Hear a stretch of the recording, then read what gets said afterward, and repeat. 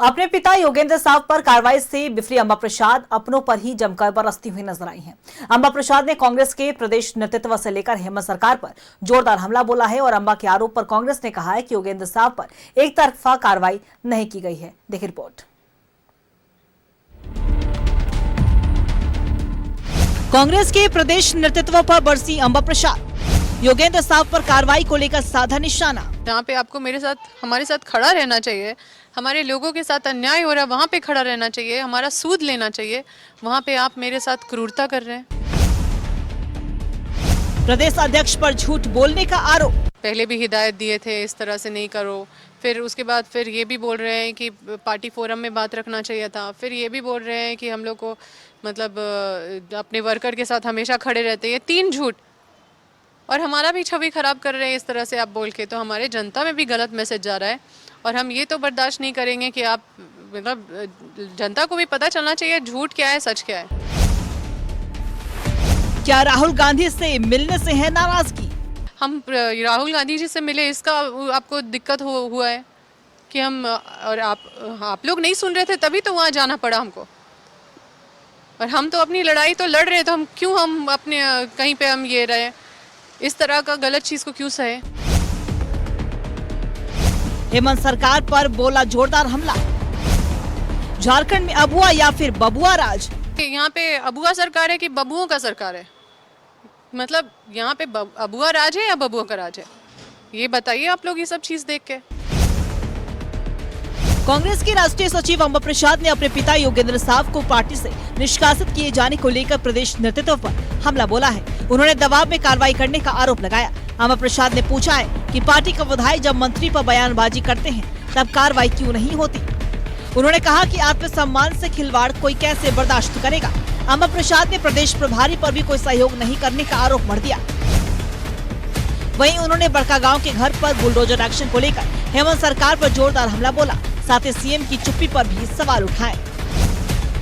सभी मुख्यमंत्री लोकप्रिय होते हैं, हमने तो आज तक नहीं सुना कि कोई मुख्यमंत्री लोकप्रिय नहीं होते हैं, और मंत्री लोग के खिलाफ भी हमने समय समय पे कई विधायकों को देखा है टिप्पणी करते हुए, और इस तरह का बहुत सारा चीज़ करते हुए देखा है, जो पार्टी के विरुद्ध जाके स्टेटमेंट देते हुए देखा है, लेकिन कभी भी कोई कार्रवाई नहीं हुआ। तो हम पे स्पेशल टारगेट ये तो दिखेगा ही ना, नहीं दिखेगा, दिखेगा। हम बेवकूफ़ थोड़े हैं, बेवकूफ़ जो लोग हैं उनको नहीं दिखेगा। अंबा के आरोप पर कांग्रेस ने कहा कि योगेंद्र साव पर कार्रवाई ना तो आनन फानन में की गई है और ना ही एक तरफा। एक तरफा कार्रवाई कभी भी नहीं होती, लोगों की बातें सुनी जाती हैं और उनकी बातें भी सुनी गई थी। योगेंद्र प्रसाद साहू जी की बातें सुनी गई थी, कमेटी का भी गठन किया गया था, लेकिन विधानसभा सत्र चालू होने के कारण कमेटी उनके क्षेत्र का दौरा नहीं कर पाई। तो निश्चित रूप से कुछ समय रुकना था, तब उसके बाद उन्हें सोचना चाहिए था कि कमेटी ने आनन फानन में क्यों कार्रवाई की। योगेंद्र साहू जी को समय लेना चाहिए था कि सत्र खत्म होता है। कमेटी ने जब उच्च स्तरीय समिति बनाई है, मंत्रियों की बनाई थी, उसमें विधायक भी थे, 5-5 सदस्यीय कमेटी बनाई थी, तो थोड़ा इंतजार करना चाहिए था। लेकिन लगातार जिस तरह की बयानबाजी हो रही थी, तो उससे सरकार की और संगठन की छवि भी खराब हो रही थी। इधर योगेंद्र साव मामले को लेकर कांग्रेस में जारी बयानबाजी पर बीजेपी ने भी तंज कस दिया है। के.एन. त्रिपाठी ने तो पूरे तरीके से पार्टी विरोधी बातें कही और कहा निकाय चुनाव के बाद भाजपा और जेएमएम की सरकार बनेगी, पर उनके कार्रवाई नहीं हुई। कार्रवाई होती है योगेंद्र साव जी पर, क्योंकि वो ओबीसी समुदाय से आते हैं, और ओबीसी समुदाय के हित की बात आप कैसे सोच सकते हैं कांग्रेस है जिसने 10 वर्षों तक मंडल कमीशन की रिपोर्ट को दबा कर रखा था। योगेंद्र साव के तरीके अलग हो सकते हैं, हम उनसे भले ही सहमत ना हो, लेकिन जो हो रहा है उनके साथ, उनके परिवार के साथ लगातार टारगेट किया जा रहा है, और ये सत्ता में बैठे, शीर्ष में बैठे लोगों के द्वारा किया जा रहा है, ये कतई उचित नहीं है। अब कांग्रेसियों का अपमान एक कांग्रेस की गठबंधन सरकार में हो रहा है, और ये लोग शिखंडी बनकर पूरा नाटक देख रहे हैं। अंबा प्रसाद ने कहा है कि केंद्रीय नेताओं से उनकी मुलाकात से प्रदेश नेतृत्व परेशान है। उन्होंने कांग्रेस के मीडिया प्रभारी राकेश सिन्हा और जेएमएम के प्रवक्ता मनोज पांडे पर भी हमला बोला, साथ ही हर विषय की जानकारी आला कमान को देने की बात कही है। न्यूज़ 11 भारत के रांची से विपिन उपाध्याय की रिपोर्ट।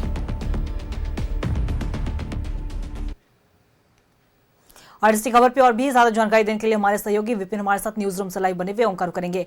विपिन, देखिए बीते 1-2 दिन पहले ही एनटीपीसी की ओर से योगेंद्र साहब पर कार्रवाई करते हुए उनके घर को ध्वस्त कर दिया गया था, जिसके बाद से ही लगातार राजनीति गर्म हुई और योगेंद्र साहब पर जब कार्रवाई की गई और उन्हें कांग्रेस की तरफ से निष्कासित कर दिया गया, पार्टी से निष्कासित कर दिया गया, इसे लेकर उनकी बेटी और पूर्व विधायक अंबा प्रसाद बिखरी हुई नजर आई और खास तौर पर वो बरसते हुए नजर आई है। के राजू पर भी आरोप लगाए, जेएमएम के प्रवक्ता पर भी आरोप लगाए हैं, क्या कुछ बड़ी जानकारी?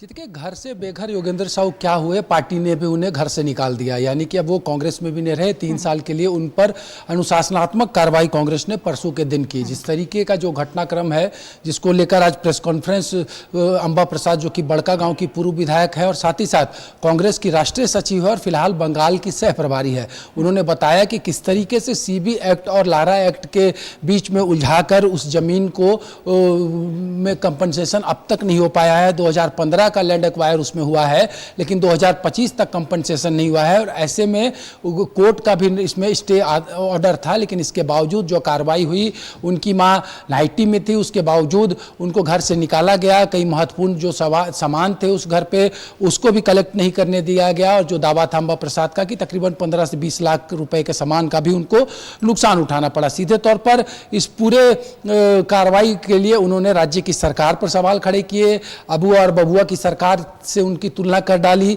साथ ही साथ ये भी कह दिया कि एनटीपीसी सरकार की गोद में बैठकर काम कर रहा है और ये जो कार्रवाई हुई है ये रैयतों की लड़ाई लड़ने वाले नेताओं के ऊपर करके रैयतों को डराने का प्रयास किया जा रहा है ताकि वहां पर अधिग्रहण के बाद मुआवजे की लड़ाई कोई न लड़ सके।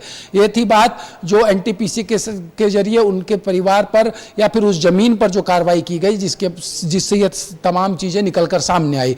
जिस दिन ये घर टूटा वहाँ पर उस दिन सोशल मीडिया में पूर्व मंत्री योगेंद्र साहू, जिन्होंने बड़का गांव में कांग्रेस का खाता खुलवाया था, पहली बार वहाँ पर कांग्रेस जीत कर आई थी साल 2009 में, और वहाँ उस दिन उन्होंने राज्य की सरकार पर, राज्य के नेतृत्वकर्ता पर सवाल खड़े किए, जिसके बाद अगले दिन आनन फानन में, ये मैं इसलिए भी कह रहा हूँ क्योंकि कांग्रेस के अंदर जो अनुशासनात्मक कार्रवाई करने की प्रक्रिया है उसके तहत पहले जो भी नेता एक साधारण कार्यकर्ता के ऊपर भी अगर पार्टी कार्रवाई करती है तो सबसे पहले शोकॉज करती है, उसके जवाब का इंतजार करती है, उसके बाद अनुशासन समिति जो पार्टी का है वो इस पर एक्शन लेती है। लेकिन यहां पर हुआ क्या, सोशल मीडिया में आए बयान को आधार बना पार्टी ने उन्हें कांग्रेस की संविधान की धारा 9 के तहत पार्टी से बाहर जाने का रास्ता साफ किया। आज अंबा प्रसाद इस बात से खासा नाराज थी कि जब पार्टी को उनके साथ खड़ा होना चाहिए था तो पार्टी उनके साथ खड़ी नहीं है, और जो आंदोलन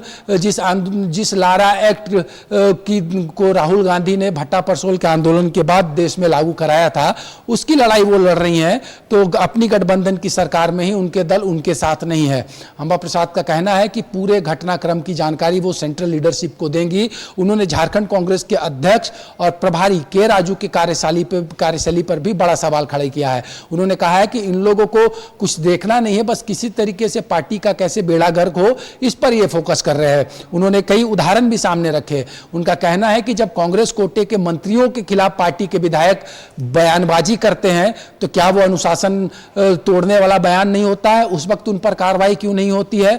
अंबा प्रसाद का यह कहना है कि वो इस लड़ाई को लड़ते रहेंगे, और जो एक बड़ी बात उन्होंने कही है कि बहुत दिनों तक वो इस तरीके से अपने आत्मसम्मान को विसर्जित करते हुए राजनीति में एक्टिव नहीं रह सकती है। फिलहाल जो जानकारियां हैं कि बहुत जल्दी वो दिल्ली जा सकती हैं और केंद्रीय नेतृत्व के समक्ष अपनी बातों को रखेंगी, और उनका दर्द ये भी है कि बीते दिनों राहुल गांधी से वो और उनके पिता ने मुलाकात की थी, उसके बाद से शायद यहाँ के जो स्टेट लीडरशिप है उसको ये बात हजम नहीं हुई और इस तरह की चीज़ें हो रही है। एक जो और बड़ा सवाल उन्होंने कहा कि कल जब प्रदेश अध्यक्ष ने उनके पिता के निष्कासन के संबंध में ये कहा कि पार्टी को तमाम चीज़ों की जानकारी नहीं थी, तो उन्होंने ये सवाल भी पार्टी से किया है कि अगर जानकारियाँ नहीं थी तो मंत्रियों के समूह का एक उच्च स्तरीय टीम कांग्रेस ने क्यों गठित किया, इससे पहले विधायकों की एक टीम बनाकर बड़का गांव क्यों भेजी गई। तो ये तमाम वो चीजें हैं जिससे वो आहत है। ये जरूर है कि जिस तरीके से ये कार्रवाई हुई है वो सवाल खड़े कर रहे हैं, और कांग्रेस के अंदर भी इस बात की चर्चा है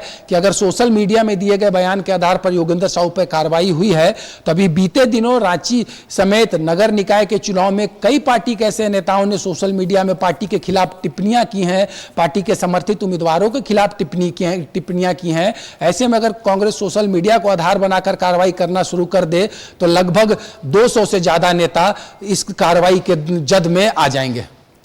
देखिए बिल्कुल विपिन, और कांग्रेस का भी साफ तौर पर यही कहना था कि योगेंद्र साहब पर जो कार्रवाई की गई है ये सिर्फ अभी के बयान पे नहीं, बल्कि उन्होंने कई बार झारखंड के मुखिया यानी कि हेमंत सोरेन को लेकर या फिर कांग्रेस को लेकर, राज्य सरकार को लेकर कई बार ऐसे टिप्पणियां की, इसे लेकर ये कार्रवाई की गई है। अब ये भी देखना होगा विपिन, जिस तरीके से अंबा प्रसाद बिफरी हुई नजर आई है, दिल्ली जाती है, उसके बाद क्या कुछ उनका स्टैंड होता है, नजर बना के रखिएगा, हम आपसे अपडेट लेते रहेंगे। फिलहाल अपनी तमाम जानकारी साझा की, इसके लिए आपका बहुत बहुत शुक्रिया।